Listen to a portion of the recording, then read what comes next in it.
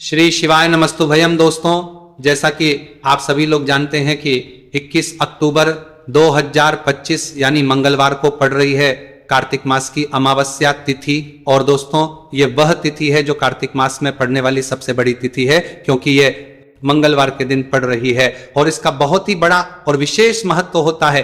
पूज्य गुरु जी ने कहा है कि अगर कभी भी मौका लग जाए और कार्तिक महीने की मंगलवार अमावस्या तिथि को पड़ जाए तो आप लोगों को एक छुटकी काला तिल वाला उपाय तो अवश्य ही करना चाहिए।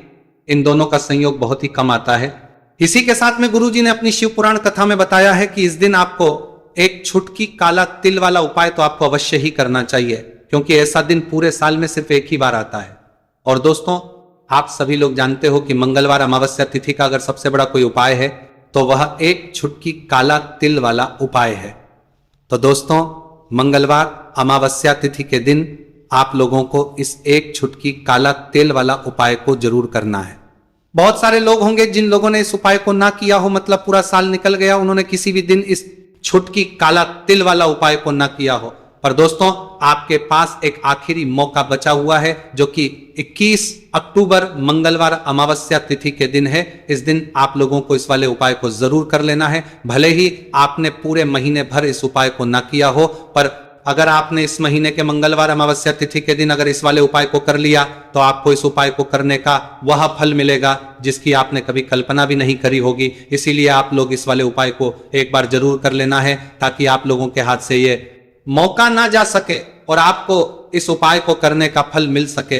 दोस्तों, यह उपाय पंडित जी ने अपनी अभी की ही श्री शिव महापुराण की कथा में बताया है।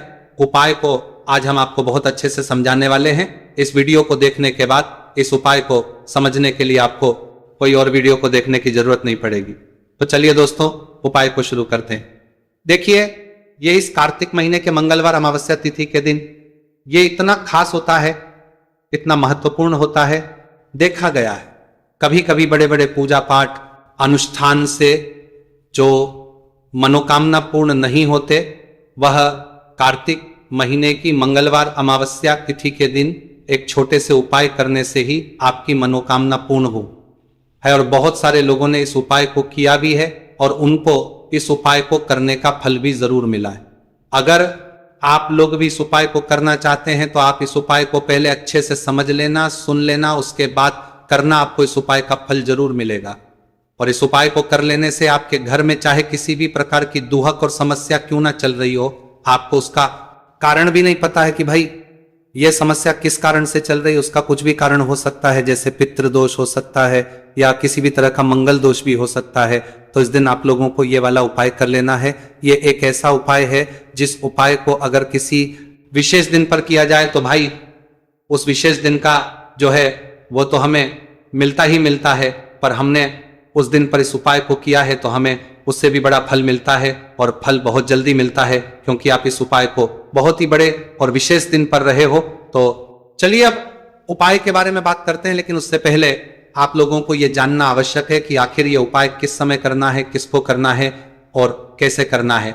तो चलिए हम आगे आपको वीडियो में एक एक करके बता देते हैं। लेकिन उससे पहले, अगर आप लोग हमारे चैनल पर पहली बार आए हैं या फिर मेरी आवाज आज पहली बार सुन रहे हैं, तो हमारे चैनल को सब्सक्राइब जरूर कर लेना और इस वीडियो को लाइक करके कमेंट बॉक्स में श्री शिवाय नमस्तुभयम ओम नमः शिवाय जरूर टाइप कर देना। तो दोस्तों, इस एक छुटकी काला तिल वाला उपाय को हमें इस मंगलवार अमावस्या तिथि के दिन कैसे करना है, किसको करना है, किस समय करना है और कहां पर करना है, ये सारे सवालों के जवाब आपको इस वीडियो में मिल जाएंगे। और जो ये वीडियो देखेगा भाई, उसको एक छुटकी काला तिल वाला उपाय जरूर करना चाहिए, क्योंकि इस दिन काला तिल का भी बहुत ही बड़ा और विशेष महत्व होता है। और बात आ जाए एक छुटकी काला तिल वाला उपाय की, तो ये सोने पे सुहागा वाली बात हो जाती है और ये एक बहुत ही बड़ा उपाय हो जाता है इस मंगलवार अमावस्या तिथि का। तो अब दोस्तों, इस एक छुटकी काला तिल वाला उपाय को आखिर करना किसको है, सबसे पहले हम लोग वह बात जान लेते हैं। तो देखो, घर की जो बड़ी माताएं बहनें होती हैं, उन माताओं बहनों में से कोई भी एक बड़ी माता बहन इस वाले उपाय को कर सकती है।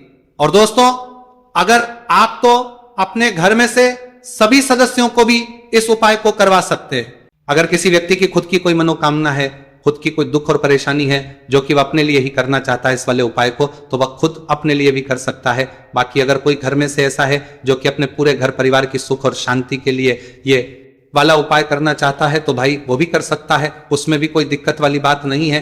कहने का मतलब है कि इस उपाय को हर एक सदस्य भी कर सकता है और पूरे घर परिवार के सदस्य के लिए घर की बड़ी माताओं बहनों में से कोई एक माता बहन भी कर सकती है। माताएं बहनें अगर घर में उपस्थित ना हो या वह ये वाला उपाय ना कर पा रही हो तो फिर घर का कोई बड़ा सदस्य भी इस एक छुटकी काला तिल वाला उपाय को कर सकता है, चाहे फिर वह पुरुष ही क्यों ना हो, उसमें कोई भी दिक्कत वाली बात नहीं है। उसके बाद में दोस्तों जो अगला प्रश्न निकल आता है वो ये आता है इस उपाय को लेकर कि आखिर इस उपाय को हमें किस समय करना है, सुबह के समय करना है कि शाम के समय करना है। तो देखो इस वाले उपाय को आप लोग सुबह के समय भी कर सकते हो और शाम के समय प्रदोष काल में भी कर सकते हो। अब अगर आप पूछो कि भाई सबसे उत्तम समय कौन सा रहेगा इस एक छुटकी काला तिल वाला उपाय को करने का, तो हम आपसे बस यही कहेंगे कि इस उपाय को आप सुबह के समय करेंगे तो ज्यादा बेहतर होगा। बाकी अगर प्रदोष काल शाम के समय भी करेंगे तो भी अच्छा होगा, उसमें कोई भी दिक्कत वाली बात नहीं है। तो अब दोस्तों जो अगली सबसे बड़ी और महत्वपूर्ण बात आती है वो ये आती है कि सुबह अगर हम उपाय को करेंगे तो हमें कितने बजे से लेकर कितने बजे तक के बीच में करना है, और शाम के समय प्रदोष काल में करेंगे तो हमें कितने बजे से लेकर कितने बजे के बीच में करना है। तो देखो सुबह जितनी जल्दी हो सके आप उपाय को करने की कोशिश करना कि अगर किसी कारणवश लेट भी हो जाओ, थोड़ी देर भी हो जाए तो 10 या 11 बजे तक भी आप उपाय कर लेना, पर 12 बजे से ज्यादा देरी ना हो, ठीक है, इस बात का ध्यान रखना। उसके बाद में दोस्तों अगर शाम के समय प्रदोष काल की बात करें, प्रदोष काल का जो समय है होता है वो शाम के 6 बजे से शुरू हो जाता है। मतलब शाम के 6 बजे से लेकर 7 बजे के बीच का जो समय होता है ये समय प्रदोष काल का समय होता है। तो आप उपाय को 7 या 8 बजे के बीच में भी कर सकते हो। मतलब शाम के 6 बजे से रात 8 बजे के बीच में आप कभी भी इस वाले उपाय को कर सकते हो, उसमें कोई भी दिक्कत वाली बात नहीं है। देखिए यदि आपके जीवन में संकट बहुत ही अधिक चल रहे हो, समस्याएं बहुत ही अधिक चल ही हो, एक एक रूप खर्च करने आपको बस ओढ़ रहा है, भूमि से जुड़ी हुई कोई भी समस्या हो या फिर आपके विवाह से जुड़ी हुई कोई भी समस्या हो या आपके व्यापार से जुड़ी हुई कोई भी समस्या हो, तो आपकी ये सारी समस्या इस मंगलवार अमावस्या तिथि के दिन समाप्त होने वाली है। तो चलिए दोस्तों जानते हैं उस विशेष उपाय के बारे में। देखिए इस वीडियो में हम पूज्य गुरु जी द्वारा बताए गए 3 बहुत ही चमत्कारिक उपायों के बारे में जानेंगे। देखिए ये जो उपाय है आपके जीवन से दुर्भाग्य का तो अंत करेंगे ही, साथ ही साथ यदि आपके जीवन में धन की समस्या चल रही है तो वह सभी भी आपकी समाप्त हो जाएंगी। देखिए गुरु जी ने बताया है कि जब भी मंगलवार अमावस्या तिथि का दिन पड़े तो हमें कर्ज मुक्ति के लिए कुछ उपाय करने चाहिए। इसी के साथ हमें धन प्राप्ति, भूमि से जुड़े कार्यों और विवाह के लिए भी उपाय करने चाहिए। तो चलिए दोस्तों जानते हैं गुरुजी द्वारा बताए गए सबसे पहले उपाय के बारे में। देखिए यह उपाय विशेषकर उन लोगों को करना है जिनकी भूमि से जुड़ी कोई भी समस्या चल रही हो, यानी कि उनकी भी जमीन से जुड़ी हुई समस्या चल रही है, यानी कि जो लोग मकान खरीदना चाहते हैं या फिर उनका खेत से जुड़ा कोई भी केस चल रहा है या फिर जिनके भी विवाह में विलंब हो रहा है या फिर जिन भी लोगों के जीवन में कर्ज बहुत ही अधिक बढ़ने लगा है, कर्ज जो है वह चुका नहीं पा रहे हैं, तो गुरुजी ने कहा है कि ऐसे लोगों को ये उपाय करना चाहिए। देखिए इस उपाय के लिए आपको थोड़े से काले तिल ले लेने हैं। देख आपको मात्र 1 चुटकी काले तिल ले लेने हैं। इसी के साथ में आपको थोड़ा सा शहद ले लेना है। फिर सबसे अंत में आपको एक लौटा शुद्ध जल ले लेना है। तांबे के पात्र के अंदर आपको अपने घर से शुद्ध जल ले लेना है और इन सभी सामग्रियों को आपको लेकर के पहुंच जाना है भगवान शिव के मंदिर में। देखिए पूज्य गुरु जी ने बताया है कि इस उपाय को आप सुबह से लेकर के शाम तक किसी भी समय में कर सकते हैं। देखिए मंदिर पहुंचने के आप जो काले तिल लेकर के गए थे उनमें आपको थोड़ा सा शहद लगा लेना है। देखिए आप जो शहद लेकर के आए हैं उस शहद में आपको ये काले तिल अच्छे से डुबो देना है और शहद से युक्त ये जो काले तिल हैं इन्हें आपको शिवलिंग पर अर्पित कर देने हैं या फिर आपको शिवलिंग के चारों तरफ अच्छे से काले तिल का लेपन कर देना है। पूज्य गुरु जी ने बताया है कि लेपन करते समय यदि आपके जीवन में कर्ज से जुड़ी समस्याएं चल रही हैं, लेपन करते समय आपको आर्यन मुक्तेश्वर महादेव का स्मरण करना है, या फिर आपके जीवन में विवाह से संबंधित या फिर जमीन से संबंधित कोई भी समस्या चल रही है, तो फिर आपको मंगलेश्वर महादेव का स्मरण करना है। इसके बाद जो आप जल लेकर के आए हैं उसे आपको धीरे धीरे शिवलिंग पर अर्पित कर देना है, तथा आपको लगातार शिव महापुराण के मूल मंत्र श्री शिवाय नमस्तुभयम इस मंत्र का जाप करते रहना है। पूज्य गुरु जी ने बताया है कि सिर्फ एक मंगलवार अमावस्या तिथि ये उपाय करके देखना, और आप स्वयं देखेंगे कि 2 से 3 महीने के अंदर आपके जीवन से जुड़ी हुई जो भी समस्याएं हैं, बस सभी समस्या बहुत ही जल्द महादेव की कृपा से दूर होने लगेगी। तो दोस्तों, इस प्रकार से आपको यह पहला उपाय ना है। अब हम जानते हैं दूसरे विशेष उपाय के बारे में। देखिए, इस उपाय के लिए आपको एक प्यारी सी बेलपत्र ले लेनी है। इसी के साथ में 1 लोटा शुद्ध जल लेना है तांबे के पात्र के अंदर, और इसी के साथ में आपको थोड़ा सा शहद ले लेना है। देखिए, मंगलवार का दिन है, और मंगलवार अमावस्या तिथि के दिन यदि हम शहद का उपाय करते हैं तो इससे महादेव हमसे बहुत ही अधिक प्रसन्न होकर के हमारी मनोकामना को परिपूर्ण करते हैं। देखिए दोस्तों, यदि आपको बेलपत्र नहीं मिल पाती है तो आप भगवान शिव के शिवलिंग पर जो बेलपत्र छड़ी हुई होती है उसे शुद्ध जल से धो करके उसका उपयोग कर सकते हैं। तो इन सभी सामग्रियों को आपको भगवान शिव के मंदिर में लेकर के पहुंच जाना है। गुरुजी ने कहा है कि इस उपाय को भी आप सुबह से लेकर के शाम तक किसी भी समय में कर सकते हैं।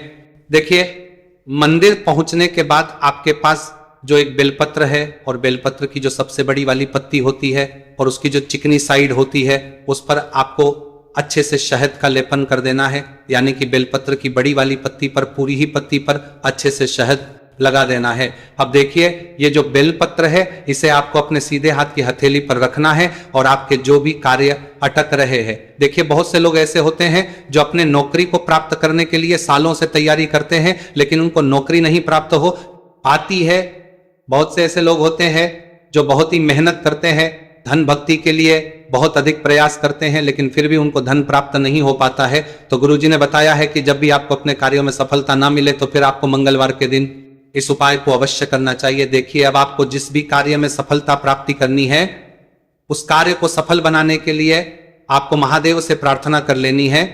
और फिर ये जो एक बेलपत्र है, इसे आपको भगवान शिव के शिवलिंग पर अर्पित कर देनी है। देखिए, बेलपत्र की चिकनी साइड जिस पर आपने शहद लगाए हैं वह शिवलिंग से स्पर्श रहेगी, और इसकी जो डंडी है वह आपको जलाधारी की ओर रखनी है। इस प्रकार से आपको यह बेलपत्र अर्पित कर देनी है। अब देखिए, आप जो एक लोटा जल लेकर के आए हैं उसे आपको भगवान शिव के शिवलिंग पर धीरे धीरे अर्पित कर देना है। श्री शिवाय नमस्तुभयम इस मंत्र का जाप करते हुए देखिए, जैसे ही ये जल शिवलिंग से होकर के जलाधारी की ओर बह करके आएगा तो इसे आपको थोड़ा सा अपने सीधे हाथ की हथेली में झेल लेना है। इस जल को आपको अपनी दोनों आंखों पर लगा लेना है, और इस जल का थोड़ा सा छिड़काव आपको अपने शरीर पर कर लेना है। पूज्य गुरु जी ने बताया है कि जब भी हम मंगलवार के दिन शहद वाली बेलपत्र शिवलिंग पर अर्पित करते हैं तो इससे हमें महादेव हर कार्य में सफलता प्राप्त करवाते हैं। यदि हमें अपनी मेहनत करने के बावजूद भी पर्याप्त मात्रा में सफलता नहीं मिल पा रही है, तो गुरुजी ने कहा है कि आपको मंगलवार अमावस्या तिथि के दिन यह चमत्कारिक उपाय अवश्य ही कर लेना है। अब दोस्तों, हम जान लेते हैं गुरुजी द्वारा बताए गए तीसरे विशेष उपाय के बारे में। देखिए, इस उपाय के लिए भी आपको मात्र 1 लोटा शुद्ध जल ले लेना है तांबे के पात्र के अंदर। फिर इसी के साथ में आपको एक प्यारी सी बेलपत्र ले लेनी है। बेलपत्र आपको ध्यान रखना है कि कैसे भी कटी हुई खंडित नहीं होनी चाहिए। अब देखिए, मात्र 2 सामग्री लेकर के आपको भगवान शिव के मंदिर में पहुंच जाना है। पूज्य गुरुजी ने बताया है कि यह उपाय विशेषकर उन लोगों को करना है जिनकी कोई भी विशेष मनोकामनाएं जो कई दिनों से परिपूर्ण नहीं हो पा रही है, चाहे वह विवाह से संबंधित हो, नौकरी से संबंधित हो, व्यापार से संबंधित हो, चाहे किसी भी प्रकार की मनोकामना है जो परिपूर्ण नहीं हो पा रही है, तो उसके लिए आपको यह उपाय करना है। देखिए, इस उपाय को भी आप सुबह से कि शाम तक किसी भी समय में कर सकते हैं। देखिए, मंदिर पहुंचने के बाद सबसे पहले तो आप बेलपत्र लेकर के आए हैं, उसे आपको अपने सीधे हाथ की हथेली पर रखना है, और आपको महादेव से प्रार्थना करनी है कि हे मेरे महादेव, मेरी यह जो मनोकामनाएं बहुत दिनों से अधूरी है, मैंने कई प्रकार के उपाय कर लिए हैं, कई प्रकार के व्रत कर लिए हैं, लेकिन अभी तक मेरी मनोकामना परिपूर्ण नहीं हो पाई है, तो उस मनोकामना को परिपूर्ण करने के लिए प्रार्थना करनी है और यह एक बेलपत्र आपको शिवलिंग पर अर्पित कर देनी है। देखिए, बेलपत्र की जो चिकनी साइड है वह शिवलिंग से स्पर्श रहेगी और इसकी जो है वो आपको जलाधारी की ओर रखनी है। इस प्रकार से आपको यह बेलपत्र अर्पित कर देनी है। इसी प्रकार से आपको यह बेलपत्र अर्पित करनी है। अब देखिए, आप जो एक लोटा शुद्ध जल लेकर के आए हैं, इसे आपको धीरे धीरे शिवलिंग पर अर्पित कर देना है। इस मंत्र का जाप करते हुए, देखिए, जल अर्पित करते हुए आपको कम से कम 11 बार श्री शिवाय नमस्तुभयम या फिर ओम नमः शिवाय इस मंत्र का जाप कर लेना है। पूज्य गुरु जी ने बताया है कि जो भी व्यक्ति 21 अक्टूबर मंगलवार अमावस्या तिथि के दिन शिवलिंग के सामने इस उपाय को करता है तो उसकी जो भी मनोकामना है वह महादेव की कृपा से निश्चित ही परिपूर्ण हो जाती है। तो दोस्तों, ये थे पूज्य गुरु जी द्वारा बताए गए कुछ बहुत ही खास उपाय। अगर आपको जानकारी अच्छी लगी हो तो वीडियो लाइक करिएगा। मिलते हैं फिर एक नए वीडियो के साथ। श्री शिवाय नमस्तुभयम।